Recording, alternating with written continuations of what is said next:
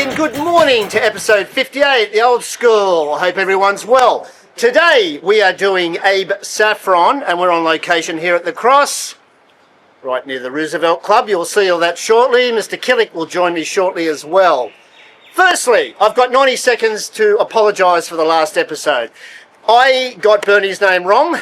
I spelled it with a U. It's an E. I know it's an E. A lot of this stuff is put together at like 3 o'clock in the morning. One day I'll explain my crazy lifestyle to everybody. I apologise for that. That's on me. Now, the sound. The sound fucked up as well. Why the sound fucked up, we don't know. Marcus put in the program, which gets rid of about 30 to 40%. Wherever we go on location, we have leaf blowers and Christ knows what's happening. We tried to move around. I do apologise. That won't happen again. We thought it had loaded. It didn't correct it. And we can't take it down. If we take it down, we lose 400 or 500 views and we start from scratch again. So again, I apologise. I regret that. We move on. We like to get out in location. We like to get out in the public. So honestly, if you're upset with it, we want as many subscribers as we can. If you're not happy with it, no one's got a gun to your head. I love all our subscribers. If you want to watch two people across a desk, that's fine. If you want to get out in the real location where the shit happened, please join us. Thank you very much. I'll join John in a sec. See you shortly. G'day and welcome back. Episode 58, as I said, Maccas Old School. In a moment, we'll introduce Mr. Killick. We are outside the Roosevelt Club, famous Abraham Saffron. Sorry, I nearly lost my footing there. So we're going to see John in a sec. Today's episode, we're going to start from the start. He was known as the first king of the cross, or Mr. Sin, which he did not like. There was a defamation case on that, which he won.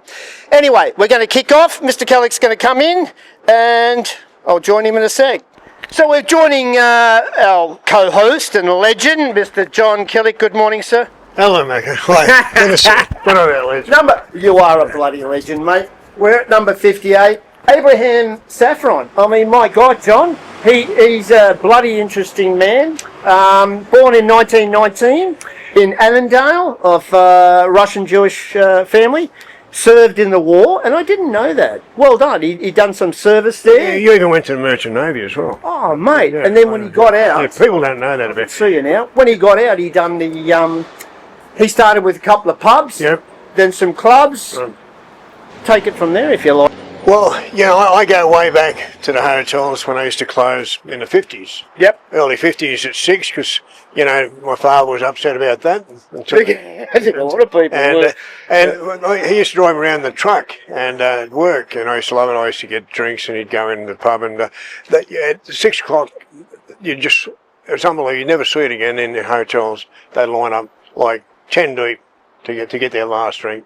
That was it, the 6 o'clock score, wasn't it? The funny thing about it was, I'm getting away from Abe Saffron, but this amazing thing that in those days, some of the toughest guys, you know, the Crims and the Wharfies and all that, used to go to these hotels. And the barmaids used to handle them easy. Yeah. But they wouldn't let women into the hotels. So they wouldn't let them into the bar. Women were bar, and they had a special saloon where the women could drink, but they couldn't. The women, ladies' lounge. Yeah, the ladies' lounge, yeah. And it was a bit male dominant. The times in the 50s. And, of course, Abe took advantage of it. What he did after he got out of the Merchant Navy, and he bought up a lot of those old pubs. Yep. And they were cheap. They were cheap in those days. And he was making good money anyway, but... Then he bought up the clubs, and he supplied the clubs with all this illegal. He wasn't allowed to do it. Hooch. Yeah, and just charged bloody a huge increase. Yep. And he made a lot of money. And the thing about Abe Saffron, you hear about him, as you said, Mr. Sin. You know, Mr. Big was number one. They sort of labelled him the first king of the cross, the king Golden of the Mile. Yeah. Well, I think he was. Yep. He was one of the real kings of the cross. He owned so many clubs, he owned so many pubs, and there's a lot of stories about it that he certainly had the Police Commissioner Allen on side. Oh, mate. And the Premier, Askin. Yep. They were as corrupt as hell. And there's rumours that he was paying them $5 to $10 a week. Now, imagine the sort of plus money. Entertainment, plus working girls, they were lavished. Yeah, the whole works. Yeah, and the thing is that also he ran a little scheme of blackmail, and he had all these clubs and different pubs and whatnot, and gave lots of rooms and etc. to important people, and apparently he knew how to work it. He recorded them. Yeah, exactly. And he got information on them. Whether you liked him or not, he was a smart operator. He was a smart operator, but when you look back at some of the things that he was supposed to be linked to, it's pretty evil. You'd got to say maybe the guy was evil because, particularly, you want to talk about the Lunar Park. We'll get to that. Yeah, we'll do a bit more. We will get to. There's two things actually, team, we want to talk about shortly, which is Lunar Park and of course the disappearance of Juanita Nielsen in 1970. Yeah. All these things were linked to Abe, but here at the Roosevelt Club, that was his first, wasn't it? This is big, and people don't know. Yeah. Sammy Davis Jr. and Frank Sinatra came here. They all came here. Yeah. So he was a smart operator because he got it going like that. Las Vegas with the girls, what do you call them? The show girls and lay girls, and also working girls were working these premises. Sure. So he got a cut of everything, booze. But he hooked in with Sammy Lee. Yes, Sammy Lee had the Latin Quarter down there, and was pretty famous. These are big names. Yeah, this one opened in 1950, I believe. So yeah, that sound about right, John? Yeah, that's about right. Yeah. But it shows you how far back he went because he didn't die until 2006. 2006, he died at St Vincent's Hospital. Yeah. Actually, a nurse friend of mine nursed him. Oh, really? And just said he was a quiet little bloke like myself, and said he was quite a nice chap, but she didn't know the full history at the time. When you say a smart operator, there's the boys. Sorry, there's a couple of lads. Oh, they went back there. Yeah. Smart operator for 60 years, over 6 decades. He was doing all these illegal things. Yep. They couldn't get him. Yep. The police, everybody was trying to get him, and in the end, they didn't nail him with tax. They nailed him on tax. Like Al Capone. Yeah, like Al Capone, and he came to jail, and I think they sent him for trial in May 1987, and I think he went to trial actually in October. Yep. And he did about 16 months. I was in jail at the time, but I never met him because they wouldn't. I don't know where he went. Yeah. But is that right? Yeah, he's about 6 because he got 2 years, I believe. Yeah, he did 16 months. And he did 16 months. Yeah. I mean, he was a bit of a Teflon fella. Money, but bribes. The funny thing is that he wouldn't accept it. He paid so much money trying to beat it with all these lawyers, and then went to the Supreme Court and lost there. And then in 2001, mind you, I mean, the guy's in his 80s. He said, that was illegal what they did to me. He said, and I've got all these lawyers and they found 1 million holes in the case and I want to appeal again. So then he asked the Attorney General to give him a pardon. Amazing. He knew he was going to die soon and he just wanted to die as Abe Saffron, businessman, entrepreneur, non-criminal. Yeah. And those guys... But he was known as a crime boss, wasn't he? And as you said, Mr. Sin, somebody referred to him as Mr. Sin. Oh, he spewed. In a magazine. I just forget which magazine it was. He sued him and won. Legal action, and he won it. Yeah, he won it. I mean, he opened this, as we said, this is the start around here. He opened a first strip joint in 1960. Yeah. At Stackos, I think it was. Started with S, but I'm shit at pronouncing. Well, you know what this is? You wouldn't believe in 1960, I used to go to the Baccarat Club around the corner. Another Mr. Big personal air used to run. Yeah.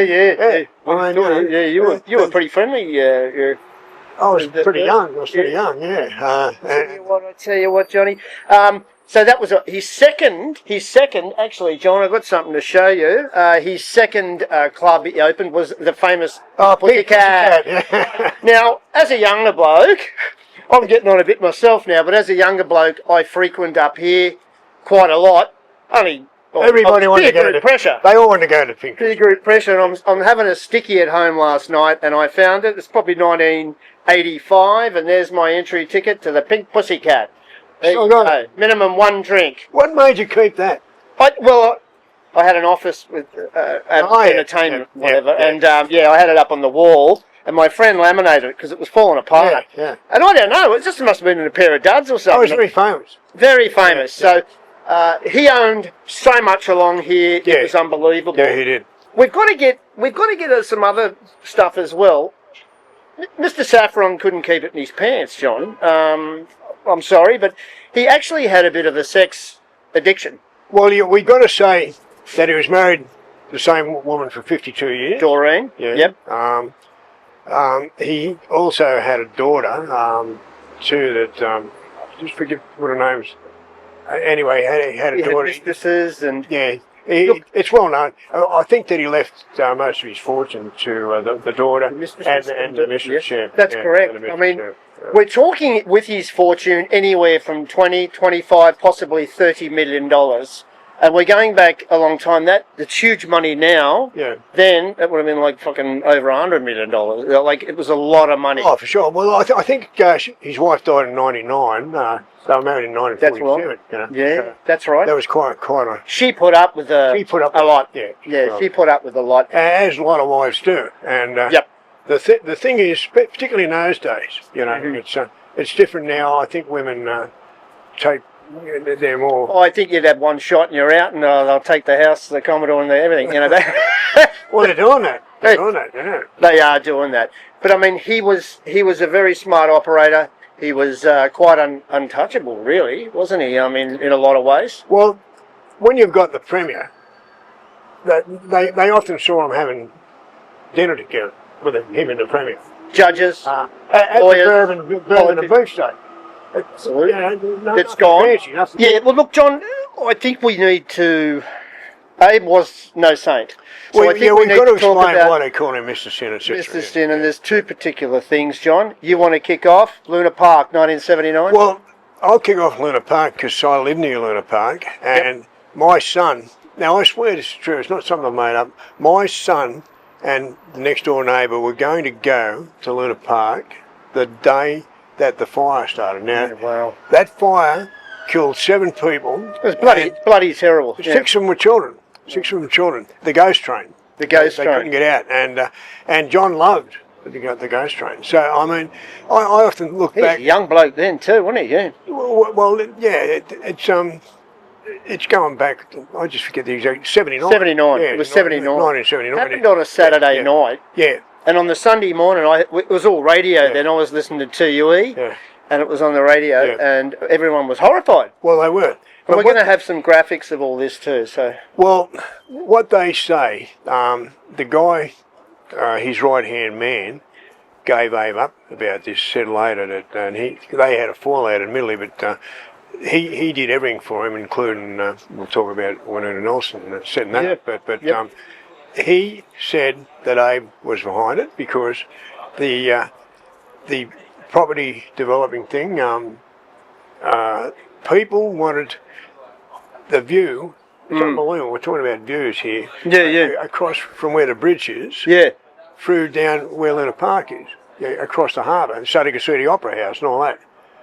it's unbelievable. And plus it was valuable property. It's valuable property. The thing is, if you buy a place near Luna Park, being an amusement park with a fucking roller coaster and all that, you buy it, then you complain about the noise. It's like moving to the airport and complain about the noise, isn't it? Look, I'll say that on camera now because what happened, it closed for a long time, but it reopened, and a lot of people used to come, and Yeah, a lot of my couple of friends, times, but they had the Big Dipper, there. Now, the local residents who moved in there way after Luna Park complained about the Big Dipper. So they've taken the Big Dipper. Now, Luna Park without a Big Dipper, I know. Yeah. Yeah. They put a little fucking Ferris wheel. well, it's just not the same. It's not the just same, and it's very historic. Like, what's Luna Park? I Like, think- 35. I think it was about 35 they built it, somewhere Yeah, around way there. back then. I know I've been to the Luna Park down in Melbourne, and I think they've still got the Big Dipper down at St Kilda there. But look, it was a terrible thing, and that documentary a lady did on the ABC, excellent saw that. documentary. I saw She that. did a Yep, great yep. job. I think it was in 2021. Yeah. And it explains that there was some bikies hired who were, I think, pissed and Well, just... no, but they didn't mean, obviously, they wouldn't have meant to kill anybody, but the thing is, it's when things like that happen, you burn a house down and somebody dies, you're responsible. Oh, You're exactly. responsible for it. And so he denied right up until his death that he ever had anything to do with it. We beg to differ. It's an open case, and no one's ever going to be convicted because pretty much everybody's dead. Well, the thing is, the inquiry, they had an inquiry into that, and it was just shut down. Yep. Because you got the Premier on side, you got the Police Commissioner on side, yep. you got politicians on side. Some of them you've got stuff on. And how was the copper at the time? He covered his arse on Luna Park big time. Was it Alan? Oh, yeah, yeah. I've seen the interviews. Yeah, yeah. Oh, no, we dismissed it straight away because he was getting a huge backhander. Well, that's right, yeah. A huge they shut down the inquiry. And that's a fact. Yep. But you've got to hand the ABC, they're the ones that do excellent documentaries you've done. They caused an inquiry into... they were professional. We're professionally amateur. Yeah, well, they were the ones that caused the inquiry into Queensland, the Fitzgerald inquiry. It's only because the ABC, doing the Four Corners program, that actually ruined the government. Closed Joe and all these corrupt politicians. Fucking corrupt as a dog, crooked as a dog's iron leg, is that the old saying? Yeah. But I think the other thing, John, is the other case that he was involved in, which is a horrific case as well, was Juanita Nielsen, 1970. Yeah, you're right. Please come to. Pretty ladies always welcome through there. What was I saying? Yeah, 1970. Juanita Nielsen. She was actually from a very wealthy family. And was a major activist within development. Well, she ran a newspaper. Yep. She had stuff on him. I don't know what it was. Yep. But the thing is, she was enticed because there was a big property developer at the time. I can't remember his name that Abe was pretty close to too. Yeah, exactly. And, what she was trying to do was stop him doing all these actually all the new buildings there, and what they were doing. They were shutting down a lot of the old. Look, I think she's a beautiful looking woman. Yeah. The biggest mistake was going to that meeting. She went to the meeting. Carousel. Well, you tell Flash Lay Girls. You tell. Look. I only know one theory. That was one. It's an open case again. No one's ever going to be convicted. It's a bloke called Trigg. They're all dead. Yeah, they're all dead. Yeah. But I've heard a few. Look, we've heard a thousand things. Yeah. But the basic story of it, and I won't mention names. There was some names. I'm not mentioning it. Triggs admitted that he was involved. Yeah, he was other names. He was a foreman he was a manager of one of the clubs. Yeah. And also Anderson too. He was a nasty bastard. And the last place you saw was the club that Abe owned, and that guy was... She went in for a meeting, and that was the end of her. Yeah. So again, we're not accusing anyone, because they're open cases. Everybody's deceased is involved, really. Well, there's a lot of theories about it. A lot of theories, but one of the theories was... It's like with Flannery. Absolutely.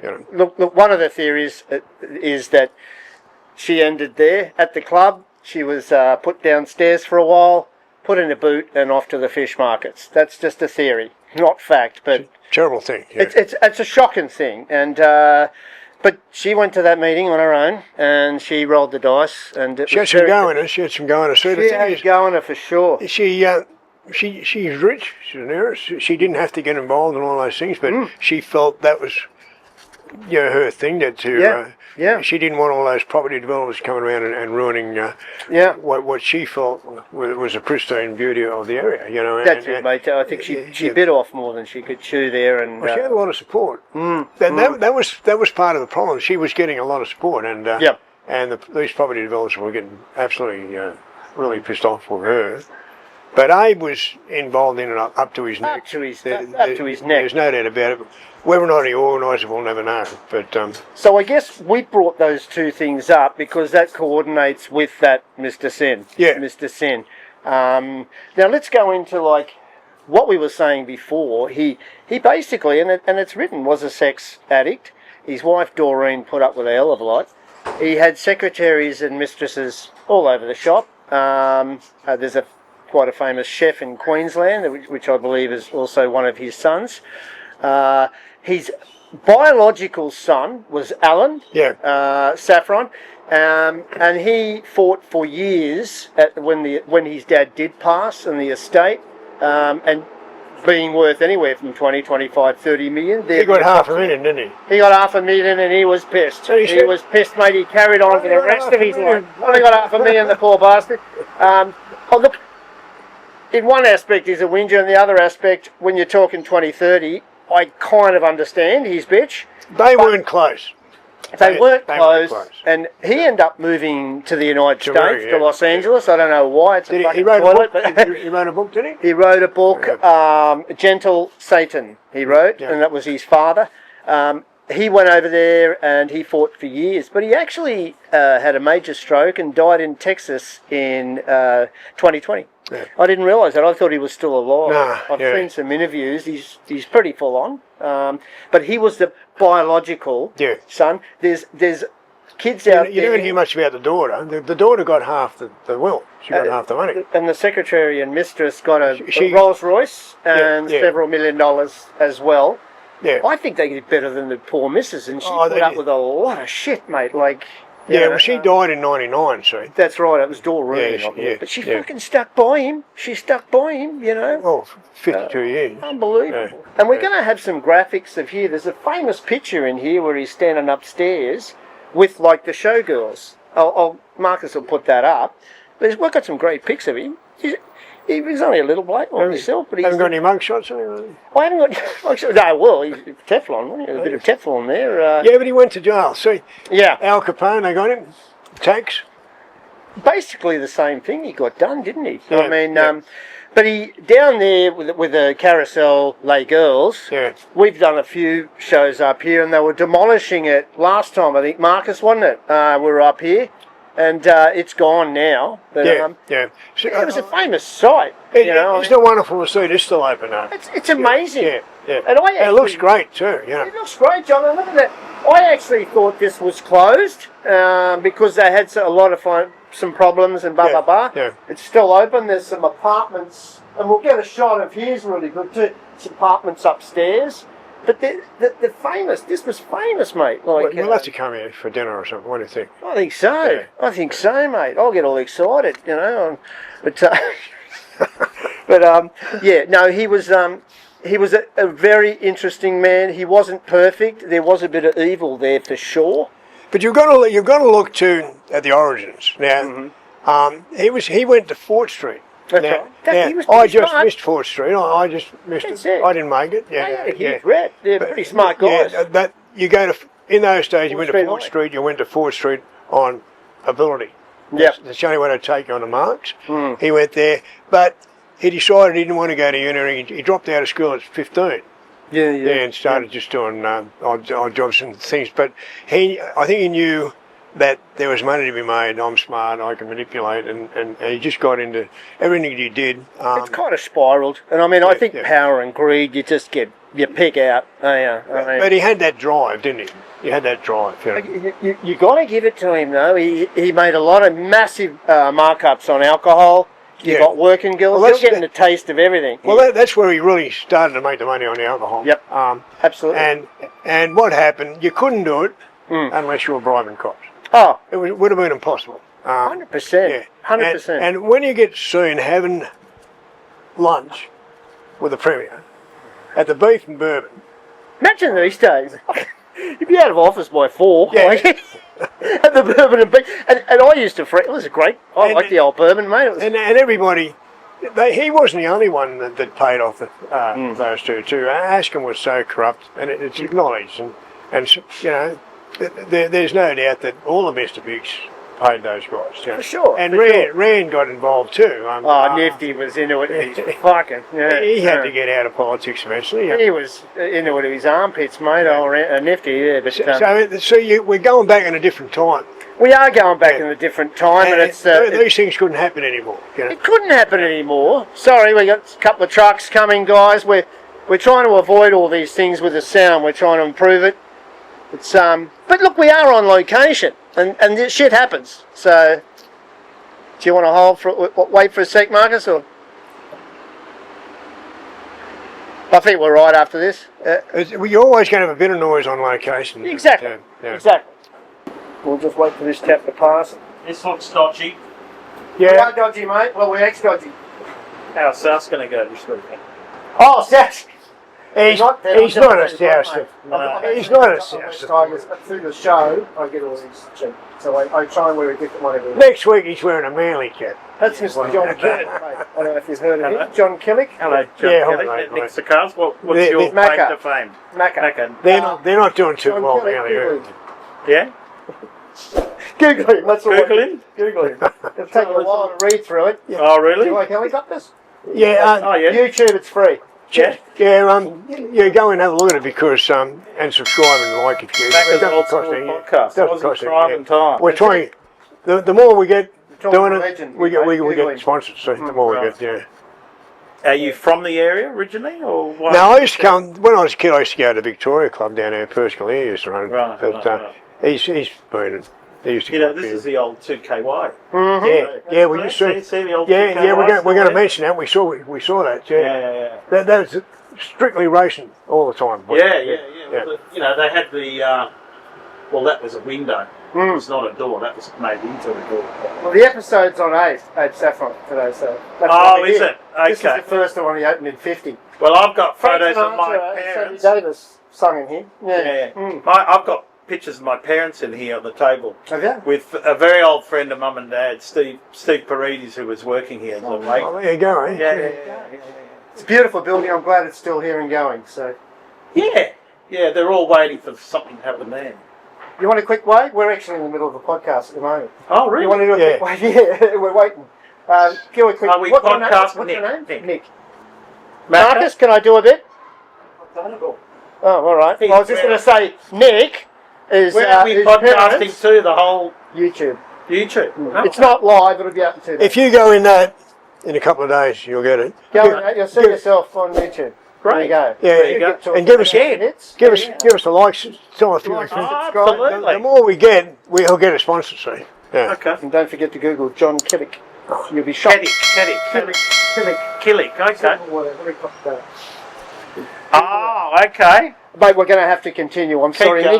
Nick. Check yourself out, mate. A couple of days. Thank you. Nice to meet you. Cheers, mate. Sorry, Marcus. Where were we? We're getting popular. People are pulling up. Where were we? His downfall started in the 80s. Yeah, but let's talk about. Yeah, we'll go with it. Yeah. Let's talk about we had. Okay, all right. You put me back on.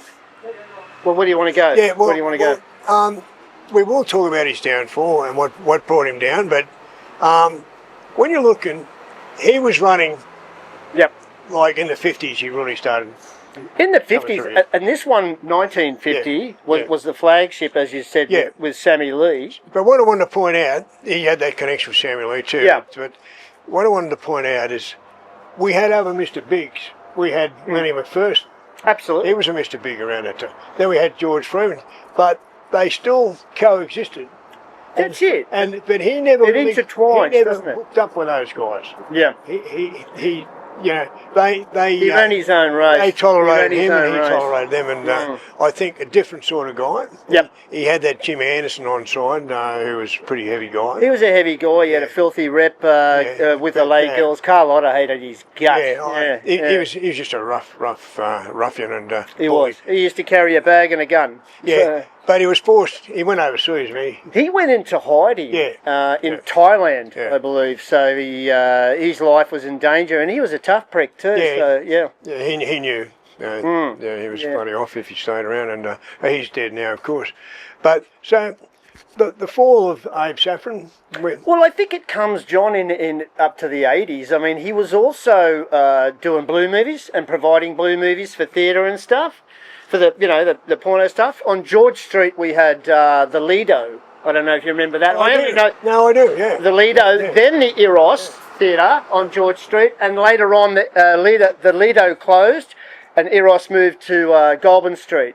So that's right. Yeah. And he was supplying those films, and I was forced at some stage to go and check it out purely for just for checking it out. But anyway, and we used to go, and there was fantastic strip shows there as well. But when he provided all that, so we get to the 80s, and in the 80s, you're right, Duff. No, you're right. And in the 80s, when VHS came in, VHS movies and Yeah, that. yeah, People stopped yeah. going. Yeah. People chose to put Yeah. the VHS and have a thump at home, Yeah. sort of thing, and that kind of wrecked it a bit for Abe. And he lost a bit of money there. And I think with the 80s, coming from the 50s to the 80s, he started, I've had enough. I've had enough. Well, it's another thing too interesting that you brought that up about he didn't succeed at everything because he had to go at bookmaking. Yep. And of course, we all You know a bit about that, John. Well, yeah, but George Freeman was great at it. Yep. I wasn't. I failed as a bookmaker, and that's a known fact too. Not many people realise that. Yeah. So he did fail at a few things. He didn't succeed at everything. You know? Yeah, that's right. Yeah. He definitely wanted to run his own race and stay away, even though Freeman and Lenny, and it all sort of intertwines. But what you said, he wants to run his own race, and he had a pile of money to run his own race. So. This is what I want to point out is that those days will never come back. No. Because No. Sydney was that corrupt. Absolutely. The politicians, the cops, they were all so corrupt that you couldn't move or do anything without their permission. Backhand. Yeah, backhand. And if you had money, you didn't go to jail. Yeah, that's right. You didn't go to jail. And I mean, it also intertwines with Frank Farrell, Bumper Farrell, who was up here on those in the 50s, 60s, 70s and stuff like that. You've heard of... Oh, yeah. Yeah. Played for Newtown. Got banned when he bit a bloke's ear off. But he bit a bloke's ear off. And, but he had a rep. I know a lot of crims that grew up in that area with Bumper Farrell. Bumper Farrell would get him, bash him, instead of arresting them. Well, that was basically it. You want the flogging, and you can continue your night. So my biological father, who was an arsehole, I call him sperm donor, he used to come up here. He's either dead or extremely tired, but he used to come up here and he'd say, Frank Farrell, shit, and they were pissed, and they would continue their night. Do you want that kick down the stairs, and it's over, or you want to get locked up? And everyone say, I'll take the fucking kick. I'm pissed, I might as well, Absolutely famous for it. He was. But to bite a gear, I'll go Sorry, gear we're off. stopping. Macca, are you in the shit again? Well, I could be. I could be in a bit of a spot of trouble. I need a bloody lawyer. Any suggestions? Well, there's one that we do know very well, Whitehall. Tell us what you know about Whitehall. Whitehall and Associates. We love Whitehall and Associates. But what do they do? What do they do? Criminal law. They do everything. Conveyancing. If you're getting the shit with the coppers, they're there. They're there for everything, mate. You name it. No win, no fee. And just go and have a consultation with it. It's not going to cost anything, is it, mate? Well, it doesn't matter what you want to do, because if they can't handle it, they'll put you on to someone else. But absolutely, we've got a girl coming. She's better looking than you. So once she does the promos, you can step out of it. All right? I was going to say, push the little fella out, and we'll get the lovely lady in. Yeah. That is happening shortly. So you don't have to listen to us crapping on and on all the time. No, but in the meantime, you've got the number. Yeah, you've got the number up there. We've got the number. We're going to put the graphics. Whitehall and Associates have been great supporters of our little show. I'll just whack the raccoon's ass over this way a bit. Great supporters of our show. We appreciate everything they've done for us. Yeah. And we hope that they've got new clients, because they deserve to have new clients. Steve's the head honcho. Yep. There's a lovely team there. And we really need that girl to come over and do a promo for us. I've seen a picture of the team. I'm not going to know, because there's 3 different ones. I'm not sure which one's coming. One of the 3 lovely girls for sure will come over, and we'll do that little infomercial thing, and we'll put that on every time. But it is worth talking about, because if you're in the pub, Whitehall and Associates are the ones to see. And at least you know that if they can't handle it, they'll put you on to the right person. That's it. They'll steer the ship in the right direction, for sure. But it's not just criminal. They do a lot of stuff. They do. Well, yeah, they do. They do. A bit of everything. Well, even medical. Conveyancing. Whatever. Conveyancing, medical. It's the whole works, The whole lot. Well, they'll even draw up a will for you, which is not a bad idea. Give them a ring. Whitehall and Associates, they're fantastic. And they really will help you out. Thanks, Steve. Thank you. Welcome back.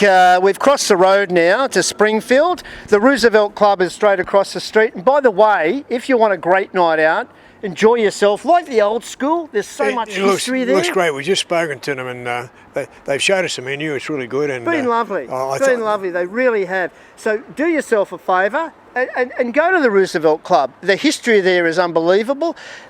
They're really nice people. What we're going to do is we're going into our final segment, John. I think we should point out, Sure. before we finish it, that's also there. 2KY was right Oh, beside exactly. 2KY radio. it. Yeah, and I used to listen to 2KY, and just any punter did. I was going to say, will that have to do with horse racing? Non-stop horse racing, and the best commentators, the best judges, and they just broadcast all the race, and Yep. they were virtually a legendary station when it came to racing, and I didn't know where they were situated. There it is there, it's on the wall right there. It was, and I couldn't believe it. And the historic value, they can't touch this building, mate. There's so much history there. There's apartments up the top as well. Oh, National Trust for sure. Oh, for sure. But look, we'll go into our final bit about Abe for today, and we're just touching on Abe as we do most of the stories, because you could talk about it all year. We've got to get it into 40, 50 minutes. So, but when that came in the 80s, he'd had enough. He was starting to get older. But it's funny you're saying that. He's fading away in the 80s. Yep. The business, everything. So was George Freeman. Yes. You know, and, Yep. and they were all going, Lenny was first, and they all went, by the end of the 80s, these stories were just about gone. Yes. Yeah. Oh, for sure. Yeah. It's pretty fair to say that You've got a new breed now. Oh, Yeah. God, absolutely. And I think the old school breed was better on it anyway. But 40 years, best part of 40 years. Abe was a bit of a kingpin up here, wasn't he? Well, he was, but he actually, they said, the police and all that, and Parliament, and the Royal Commission. Don't forget, they actually had a Royal Commission, trying to nail him with the Royal Commission. And the thing is that I think it was the Moffat Royal Commission, and he was also involved with the guy that did all the poker machines and the games. Jack Rook, I just forget his name, but I can't think of his name. I know what track you're on. Yeah, he was involved with him too. So he got involved in the gaming machines too, which we didn't mention. And there was a lot of money in that. The old one-arm bandit. Yeah, so he was involved. Anybody who was anybody in any rackets, he was involved personally. Except I don't think there was a connection between him and Freeman. And I think they did around because like Freeman was mainly SP bookmaking, you know. No, I think there was a mutual respect for the little sure. syndicate there, but Yeah, Abe definitely run his own race because he had a pile of money, you know, and he done very well. But as he started getting crook, he lived up here till his last days at Potts Point. He died at St Vincent, didn't he? He died at St Vincent. A friend of mine, Megan, nursed him at St Vinny's Hospital and just said he was a quiet little old gentleman at that point. He lived to the age of 86 and died in 2006. Yeah. And as you said, Doreen, was it 99? She died in 99, And she put up with a fair bit in her life, but Well, she she would have had a pretty luxurious life too. But, Well, she would have been.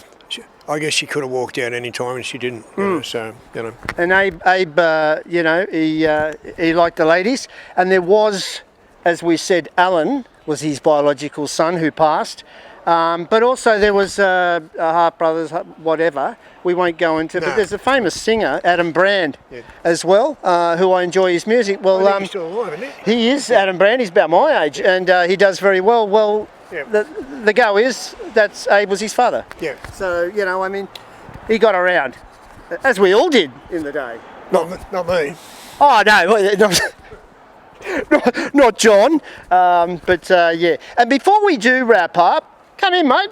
Is it Sal? Yeah. Sal, we've had a lot of people, mate. Welcome, Macca, John. Good to see you, mate. How are you? He's a good guy and he knows this area. Sal, professional photographer, I believe. Designer, artist, that sort of thing. Artist.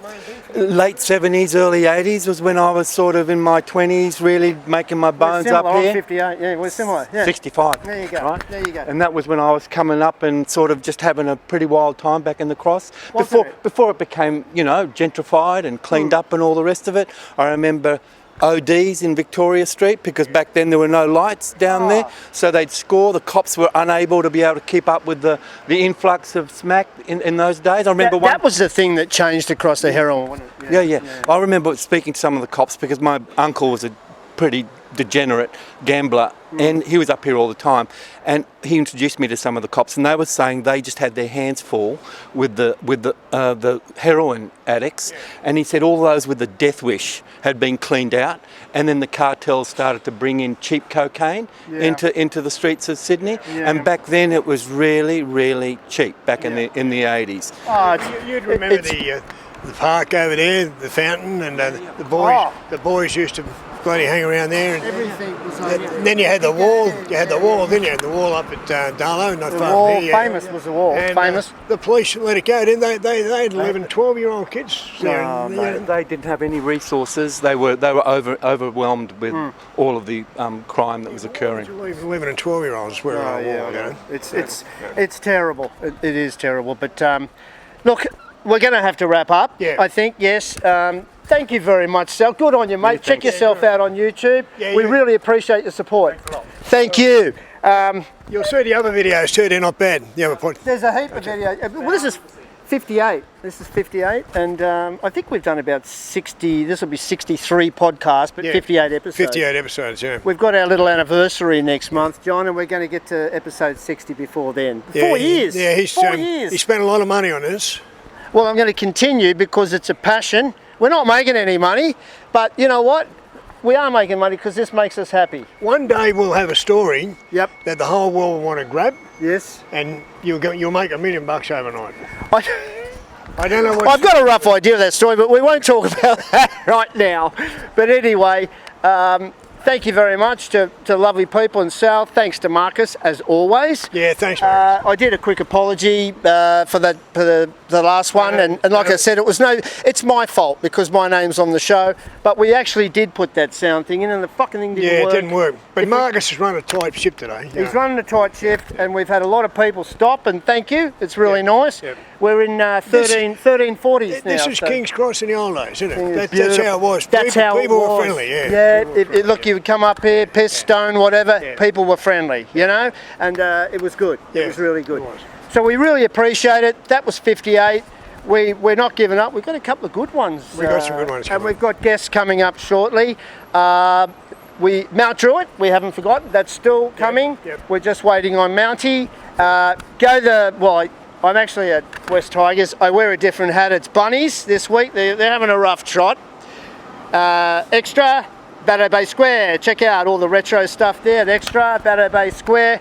They're having a bit of a rough trot. But Bloody Queensland beat us last night. how was last fucking night? It was so close. Yeah. So it makes a good third one, doesn't it? For sure. Yeah, so we're looking forward to that State of Origin. Maybe that's why Queensland got the first 7 penalties.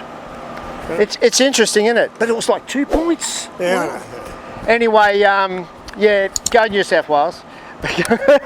And thanks very much for everything.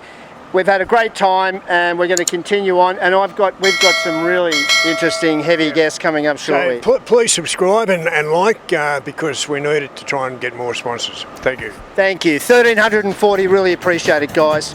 All the best, and we'll see you soon. Bye. How long? That's it.